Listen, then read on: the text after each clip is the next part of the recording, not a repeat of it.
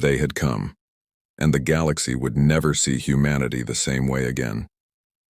Behind him, the chamber doors opened quietly. An aide entered, carrying an urgent message, her expression tense. "Representative Thessaly," she said carefully, "the Council has received a formal request." "From whom?"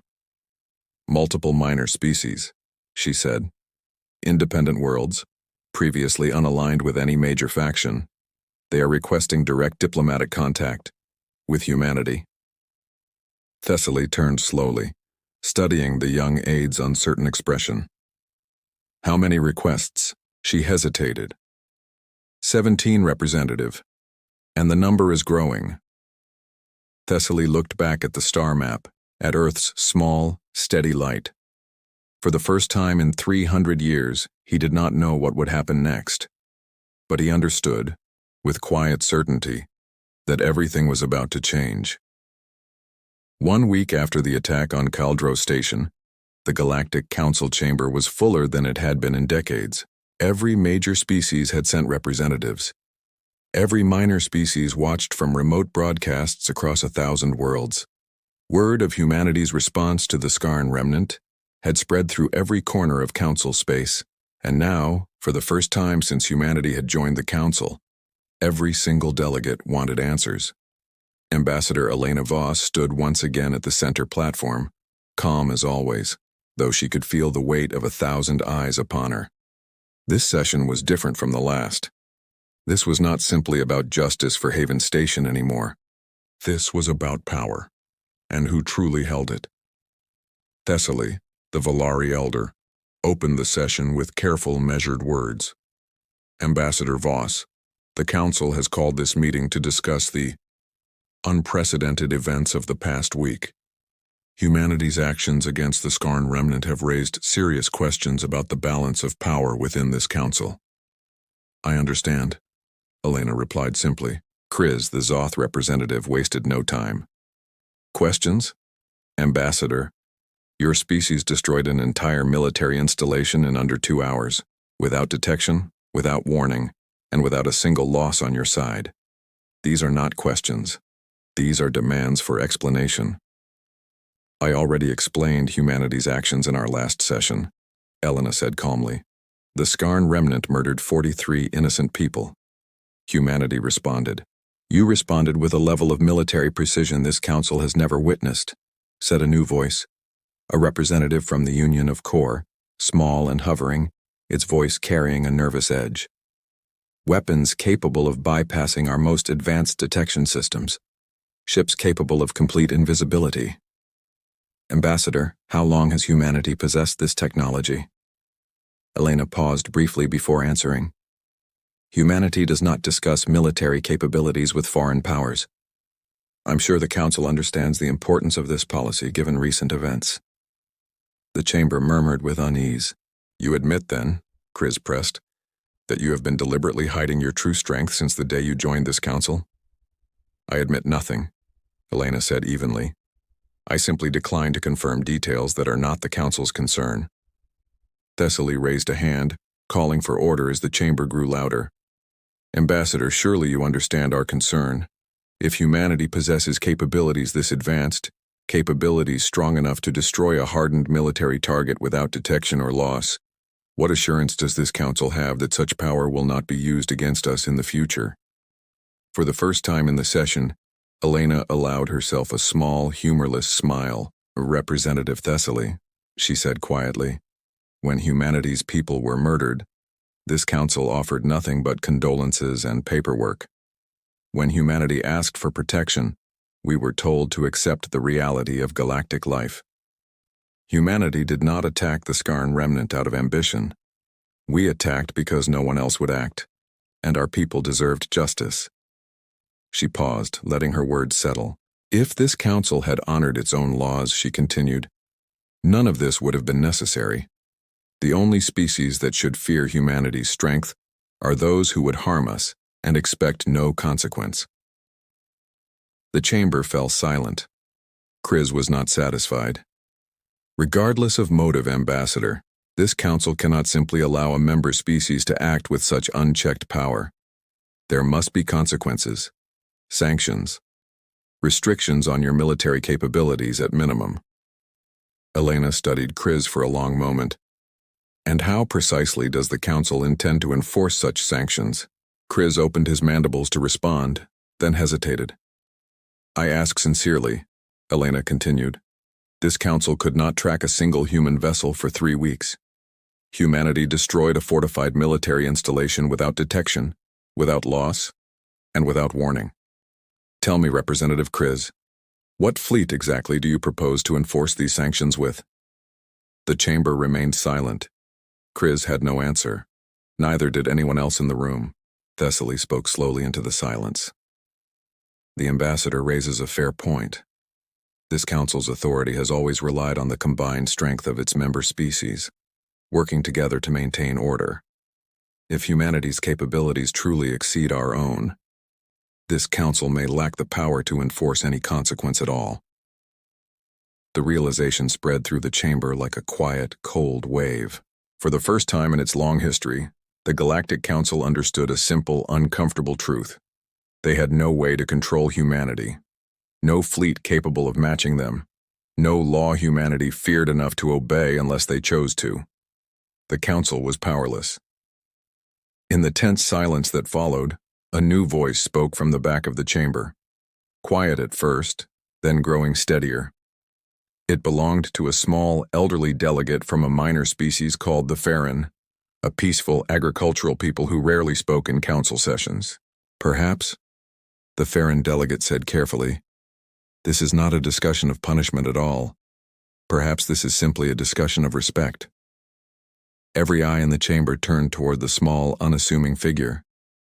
For decades, the delegate continued, minor species like mine have relied on this council for protection. Protection this council has rarely provided when we truly needed it.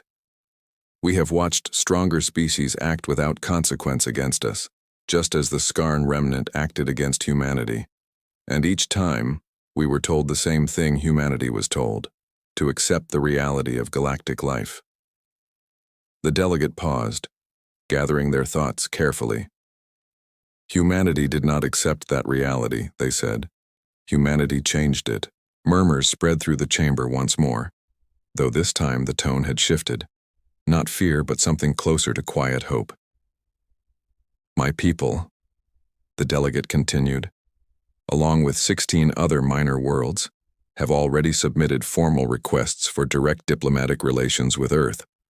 We do not ask this out of fear, Ambassador Voss. We ask because, for the first time in generations, we have seen a species willing to protect its people without waiting for permission.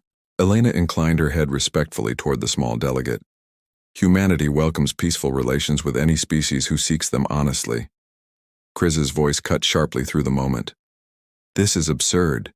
You would abandon council protocol to align yourselves with an unproven, unpredictable species, simply because they demonstrated military strength? With respect, Representative Chris, the Farron delegate replied calmly. This council has protected the powerful and ignored the weak for generations. Humanity's actions, whatever their cost, proved something this council never has, that they will stand for those who cannot stand for themselves. Chris had no response.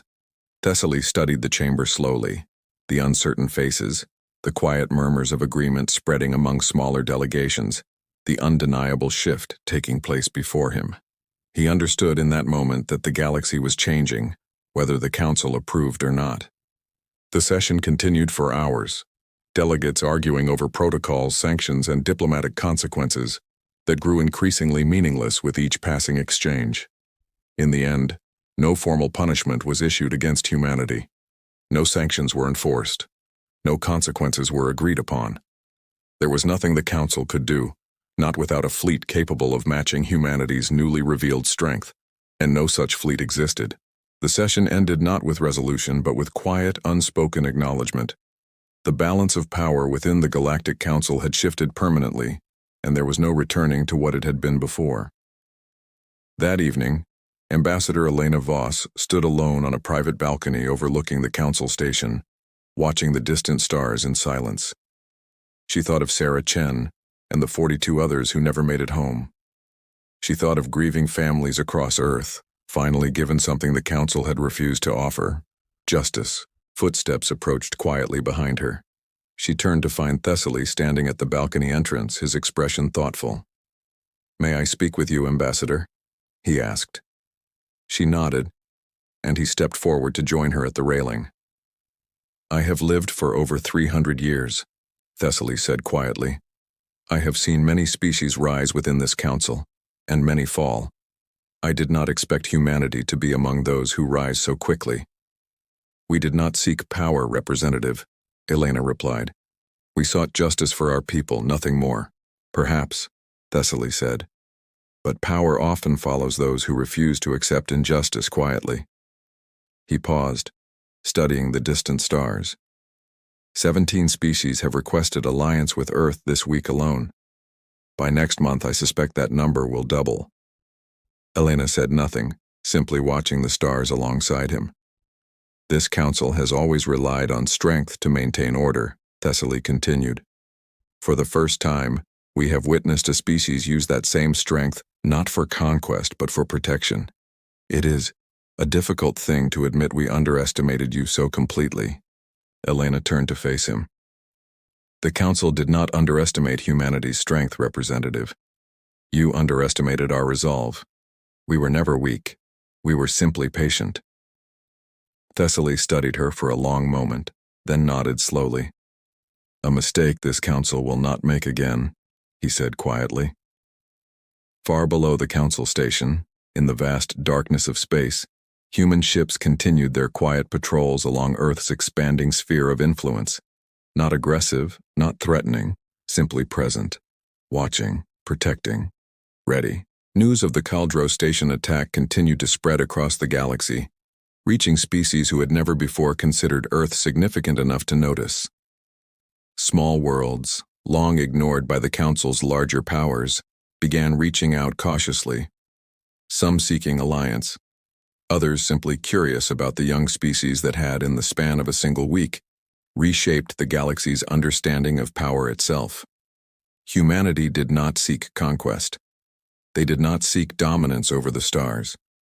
They simply refused from that day forward to be dismissed, ignored, or underestimated again. Back on Earth, General Marcus Reyes stood quietly in Command Center, watching a live feed of Ambassador Voss's final council statement, replayed across every major news network on the planet.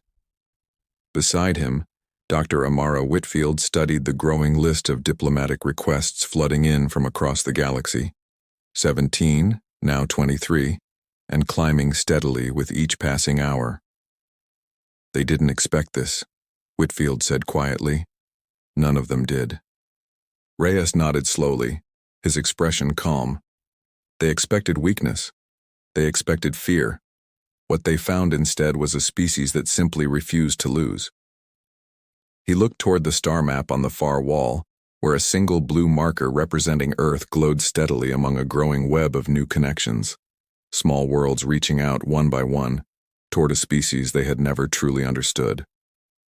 "The Council learned a hard lesson this week," Reyes said quietly. "Never provoke a species that has nothing left to lose and everything left to protect." Outside, beneath a calm evening sky, Earth continued turning quietly on its axis, unaware of just how much the galaxy beyond its atmosphere had changed. But somewhere among the stars, countless worlds now watched humanity with a newfound respect, some hopeful, some cautious, all united in a single undeniable truth. Humanity had responded without mercy, and the Galactic Council was powerless to stop what came next. The end. Skarn territory has gone silent, all communications lost, requesting immediate council session. He sent the message and waited, watching his screen, his heart pounding in the quiet of his lab. Somewhere out there, in the darkness beyond council space, something enormous had just happened. And no one, not the council, not the Skarn remnant, not even Doran himself, yet understood exactly what. 18 hours earlier, deep within the darkness of the outer rim, the human fleet had reached its target. The Skarn remnant's primary shipyard, known as Caldro Station, floated silently in the black of space, a massive structure of metal and fire, built from the wreckage of 100 conquered worlds. It was the heart of the Skarn's military power, the place where their warships were built, repaired, and launched. It was also completely unaware of what was coming. Aboard the ISS Reckoning, General Marcus Reyes stood at the command deck, watching the final countdown on the tactical display. Around him, the bridge crew worked in complete silence, following procedures they had trained for weeks to perfect. "Final systems check," Reyes said quietly.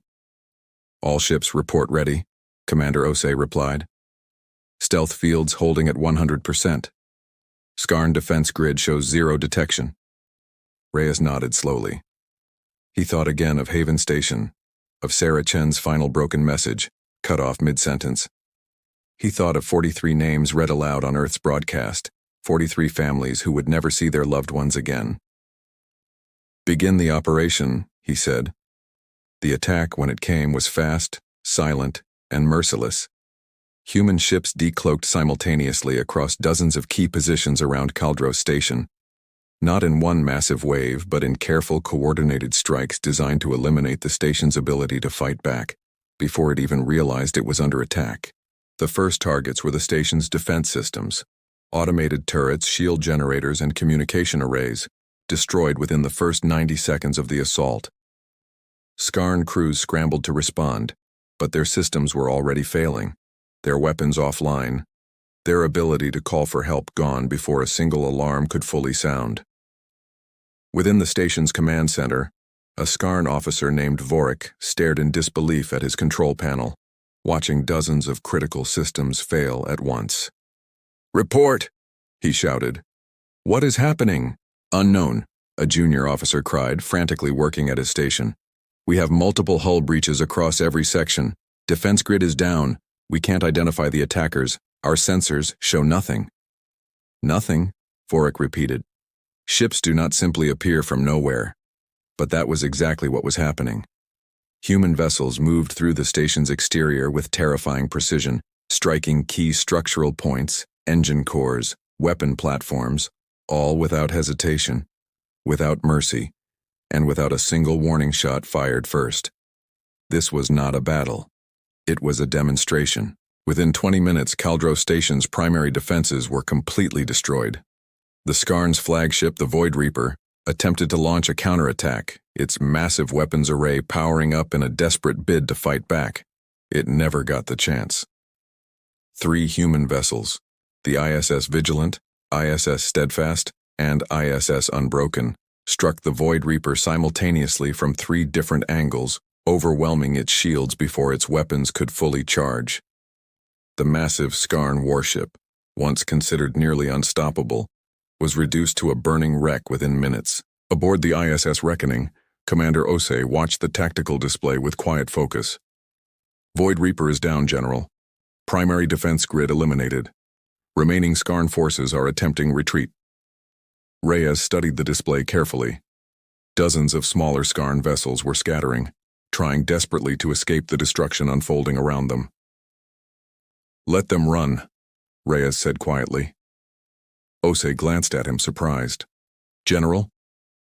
"We're not here to destroy every ship in their fleet," Reyes said. "We're here to send a message, let the survivors carry it home."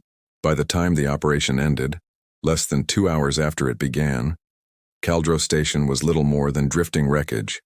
Its defenses shattered, its command structure destroyed, its ability to threaten anyone else in the galaxy completely eliminated. Human forces did not occupy the station. They did not claim its resources. They simply withdrew, as silently and efficiently as they had arrived, leaving behind only devastation and a message written in the language the Skarn understood best.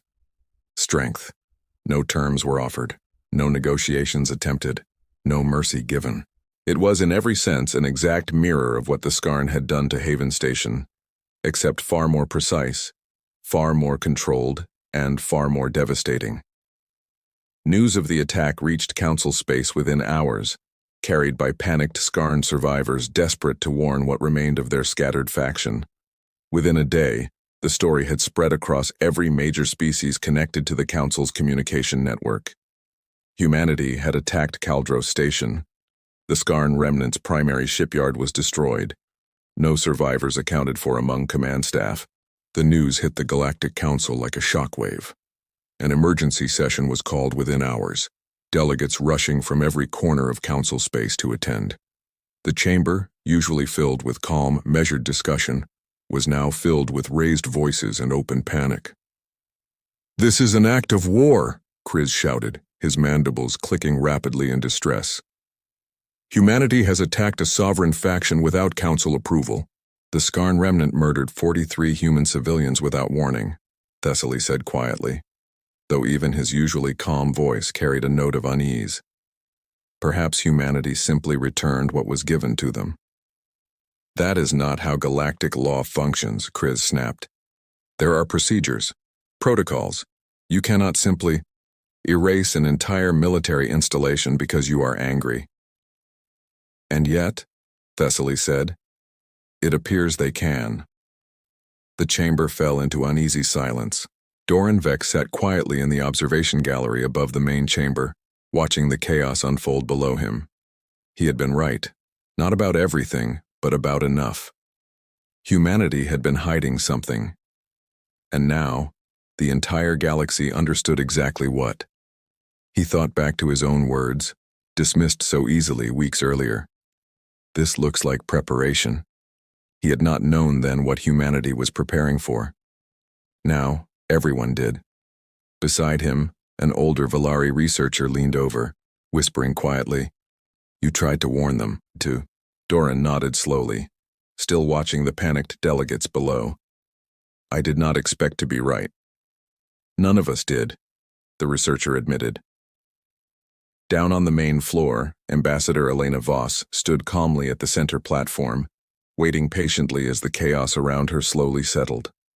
She had expected this reaction. She had prepared for it. When the chamber finally quieted, Thessaly turned to her, his expression unreadable. "Ambassador Voss, perhaps you would care to explain your species' actions." Elena studied the room slowly, the anger, the fear, the barely hidden shock on a dozen alien faces. "3 weeks ago," she said calmly, "I stood in this chamber and reported the murder of 43 human civilians. I asked this council for justice. I was told it was regrettable. I was told to accept the reality of galactic life." She paused, letting her words settle over the silent chamber. "This council offered my species nothing but words," she continued. "So my species chose action instead." "You attacked a faction outside your jurisdiction," Kriz snapped. "Without approval, without warning." "The Skarn remnant offered no warning to Haven Station," Elena replied evenly. 43 people died in their sleep, without the chance to defend themselves. Humanity showed the Skarn precisely the courtesy they showed us." The chamber remained silent. "You may call this an act of war," Elena continued. "You may call it excessive. You may call it whatever suits your comfort, but understand this clearly. Humanity did not ask this council's permission to protect its own people. We will not ask in the future either." Thessaly studied her carefully for a long moment. "And if the Skarn remnant retaliates? If this sparks a larger conflict, one that threatens the stability of this entire council?" Elena's expression did not change. "Then humanity will respond accordingly. We did not start this conflict, Representative Thessaly. We simply chose not to lose it." The council debated for hours after Elena's statement, delegates arguing fiercely over how to respond to humanity's unprecedented action. Some called for immediate sanctions. Others urged caution, unwilling to provoke a species that had just demonstrated capabilities no one in the room fully understood. Kriz remained the loudest voice for punishment. "We cannot allow this to stand unanswered. If we permit humanity to act without consequence, what stops every species in this council from doing the same?" "And what consequence would you suggest?" Thessaly asked quietly. "Our combined fleets could not track a single human vessel for 3 weeks. We do not know the true size of their military. We do not know what other technology they may be hiding. Tell me, Representative Kriz, Precisely how do you propose we punish a species we cannot even see coming? Chris had no answer. The chamber fell into uncomfortable silence once more. For the first time since humanity joined the Galactic Council, the delegates were forced to confront an uncomfortable truth. The young species they had dismissed as weak, primitive, and unimportant had just demonstrated a level of precision, discipline, and quiet strength that none of them had prepared for. They had underestimated humanity, and now they had no idea what to do about it. As the session finally ended, delegates filing out in tense, quiet groups, Thessaly remained behind in the empty chamber, staring at the star map on the far wall, at the small blue marker representing Earth, still blinking steadily among thousands of others. He thought of Doran's warning, dismissed so easily weeks before. He thought of the 4 simple words that had started everything. We are coming. But he had never seen a species respond to tragedy with such quiet certainty. No anger, no begging, no threats. Just 4 words. We are coming. For the first time since humanity joined the Council, Thessaly felt something he had not expected to feel toward the young species. He felt afraid. Outside his window, the stars shone as calm and distant as ever. But somewhere out there, in the silence of space, something had already begun to move, and nothing in the galaxy would ever be the same again. 3 weeks passed since the message reached the Galactic Council. We are coming. 4 words. No fleet had arrived, no attack had come, no ships had been seen near Council space. To many of the delegates, this silence was proof enough. You see, said Chris, the Zoth representative, during a private council session. Empty words. Humans speak boldly, then do nothing. It is their nature, loud, emotional, but ultimately harmless. Several other delegates nodded in agreement. Thessaly, the Valari elder, said nothing. He simply listened, his old eyes watching the star map on the chamber wall, where a small blue marker representing Earth blinked quietly among thousands of others. He was not so certain. Far from the council chamber, on a quiet research platform orbiting a gas giant, a young Valari scientist named Doran Vex sat alone in his lab, studying data that made no sense to him. Doran was not a soldier. He was not a politician. He was simply a scientist who studied patterns. Patterns in weather, patterns in trade, patterns in behavior. It was his job to notice things others missed. And lately, he had noticed something strange. Human ships had stopped broadcasting. This should not have been unusual on its own.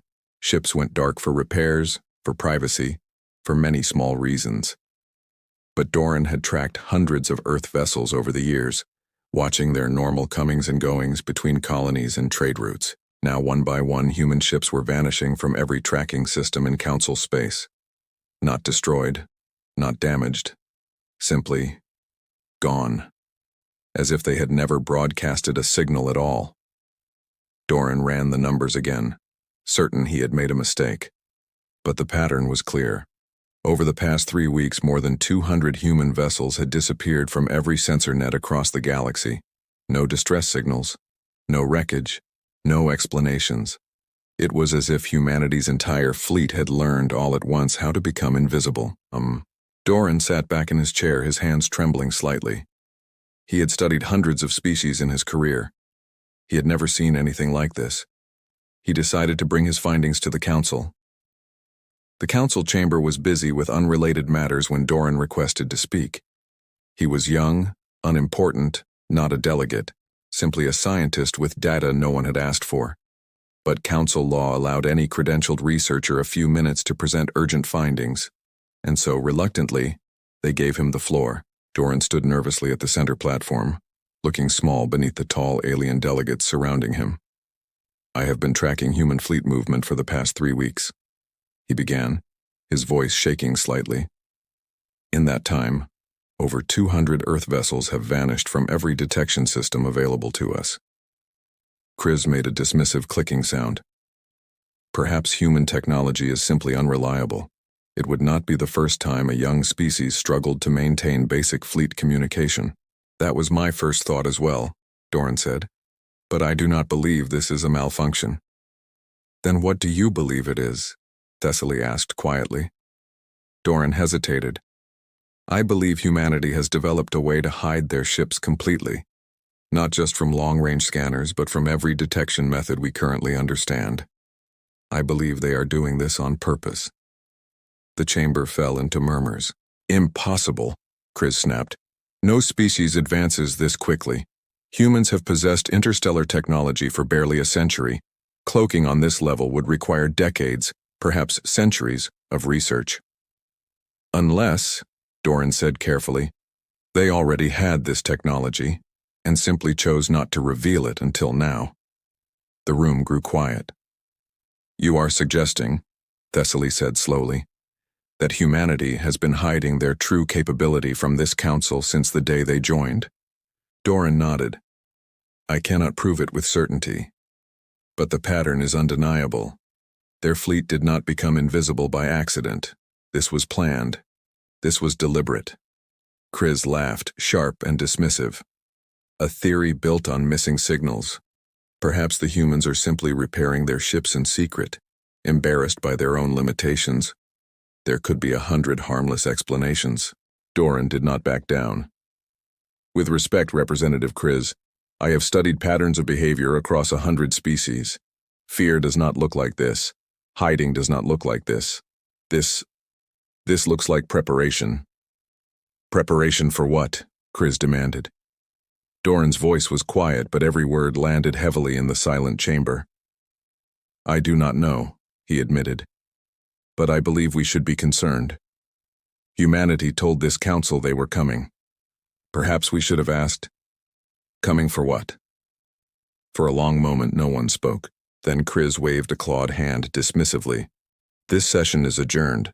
We will not waste further time on baseless theories from an unproven researcher. The council moved on to other matters. Doran was quietly escorted from the chamber, his warning dismissed, his data filed away and forgotten. But Thessaly did not forget. That night, alone in his private chambers, Thessaly reviewed Doran's data himself, studying every detail long after the young scientist had gone home. 200 ships. Vanished. No trace. He thought back to the 4 words that had unsettled him weeks earlier. We are coming. He had assumed, like the others, that humanity's threat was empty bravado, the words of a wounded, grieving species with no real power to act. But now, watching the data scroll across his screen, a different thought began to form in his ancient mind. What if humanity's silence was not weakness? What if it was strategy? While the council debated and dismissed warnings, a very different scene was unfolding far beyond council space. Deep in the outer rim, past the edges of any charted trade route, hundreds of human ships moved silently through the darkness. They did not broadcast signals. They did not use standard communication channels. They moved in complete silence, guided only by tight, secure data bursts sent between ships. A communication method developed specifically for this mission, one that left no trace for outside scanners to detect. Aboard the lead vessel, the ISS Reckoning, General Marcus Reyes stood on the command deck, watching a live tactical map showing the fleet's slow, careful movement toward Skarn territory. Beside him stood Fleet Commander Naomi Osei, a sharp, focused woman who had spent the last 3 weeks personally overseeing the operation.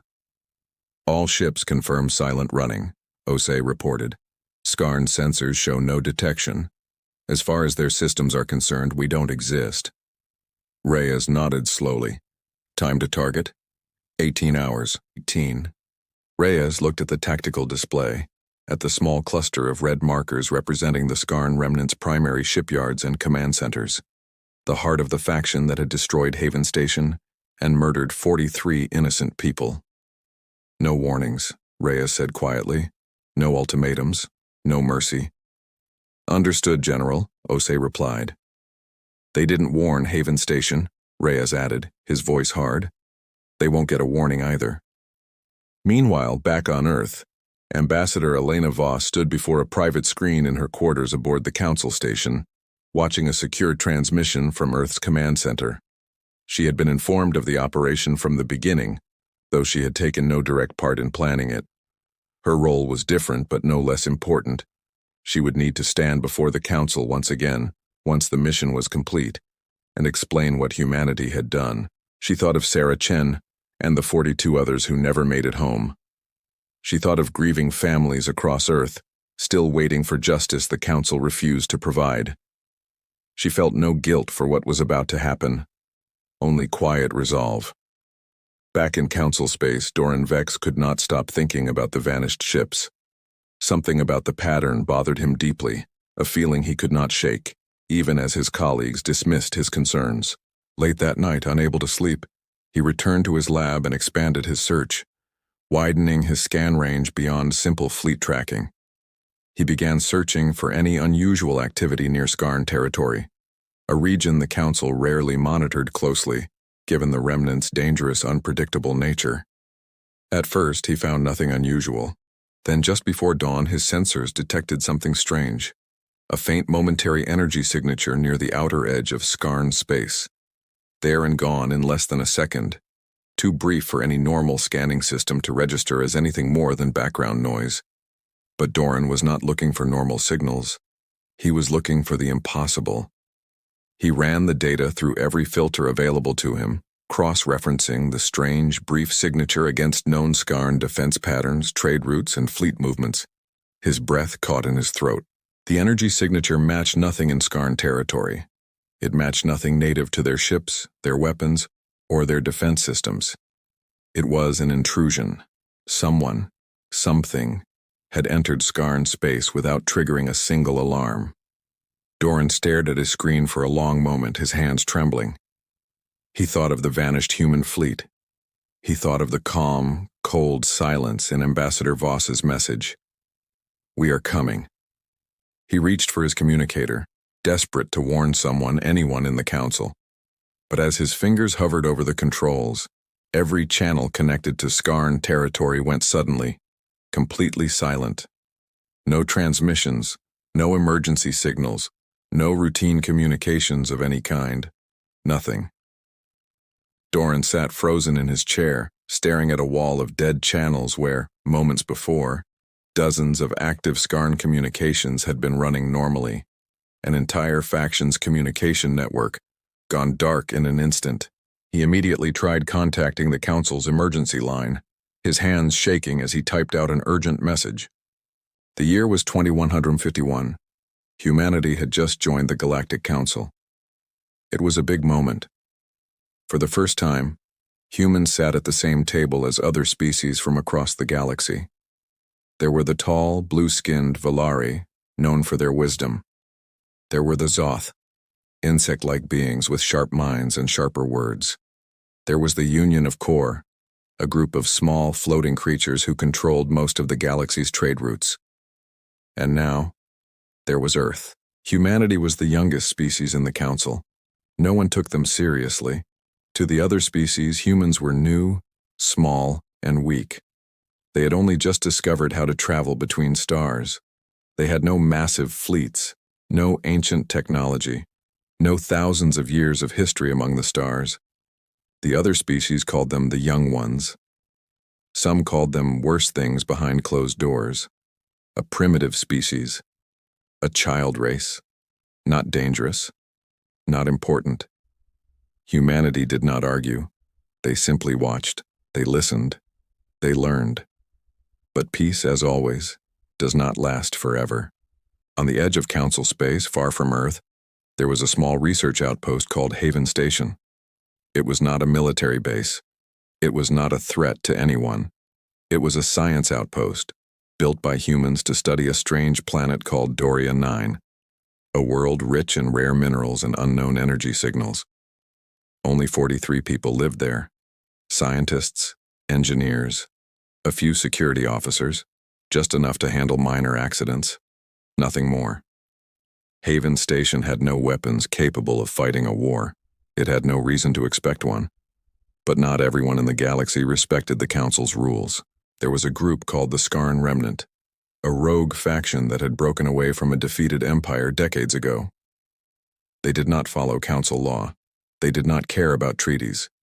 They believed only in strength, and they believed weak species deserved no mercy.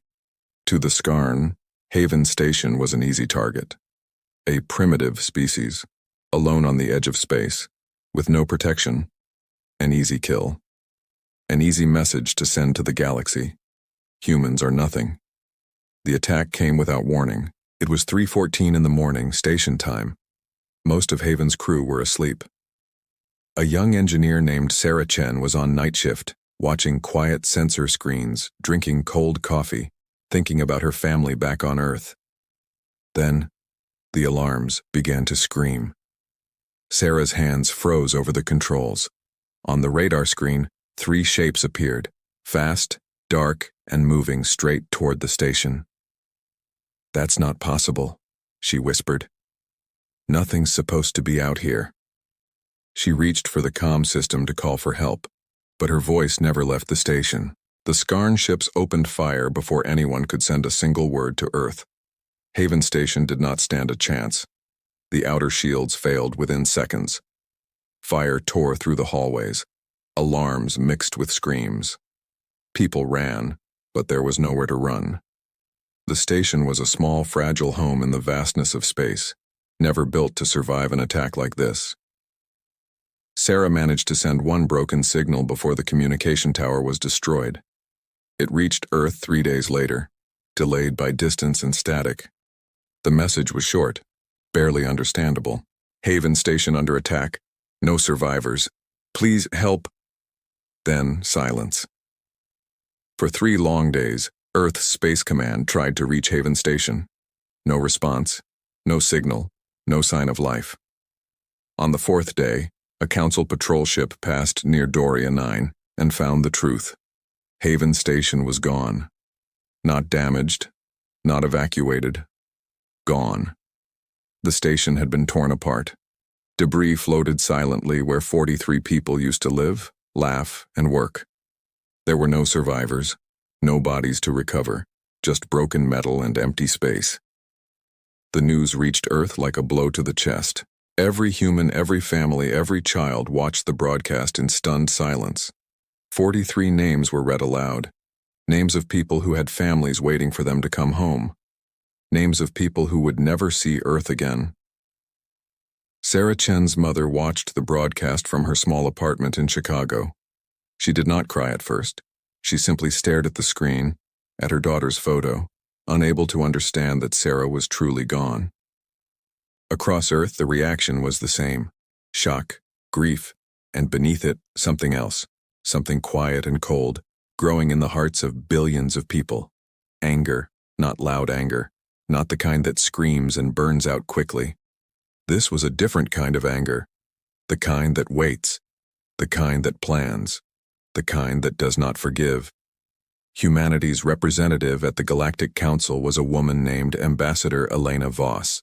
She was calm, careful, and always chose her words with great precision. She had spent years building trust between Earth and the other species. When she heard about Haven Station, something in her changed. She requested an emergency meeting with the Council. It was granted, not because the Council cared deeply, but because they wished to appear responsible. The Council chamber was a massive circular room, built high above a glowing space station that orbited a neutral star. Alien delegates from a dozen species sat in their seats, watching as Elena walked to the center platform. She did not raise her voice. She did not need to. 43 humans were murdered at Haven Station, she said. A civilian science outpost, unarmed, defenseless, attacked without warning, without cause by the Skarn remnant. The Council members exchanged glances. A few whispered among themselves.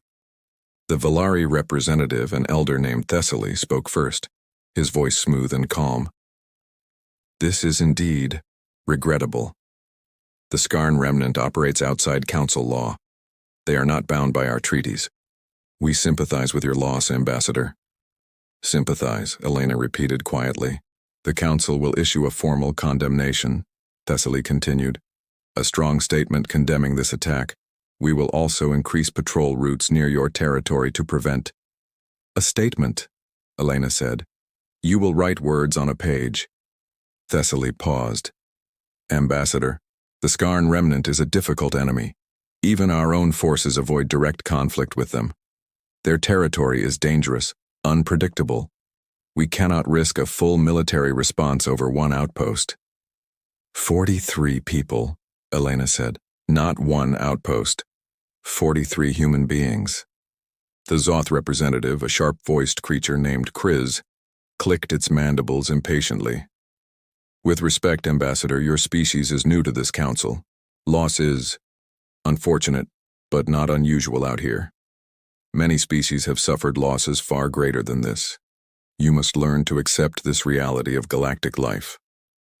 The room fell silent. Elena looked around at the alien faces, some sympathetic, some indifferent, none willing to act. She realized in that moment something important. The council would offer words, but never justice. Not for humans. Not yet.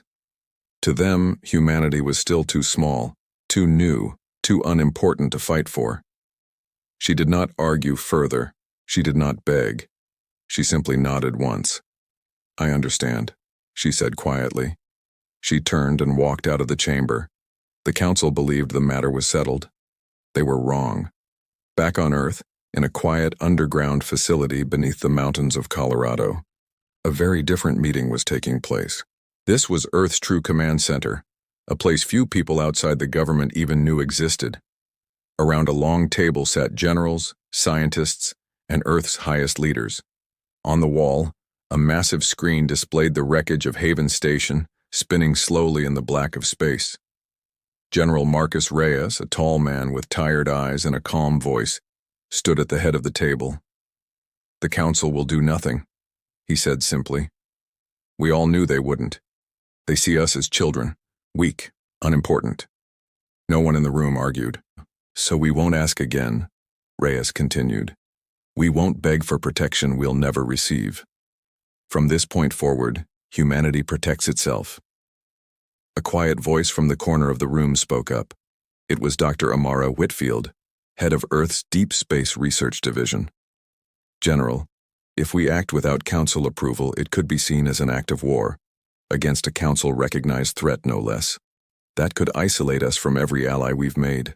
Reyes turned to her, his expression unreadable.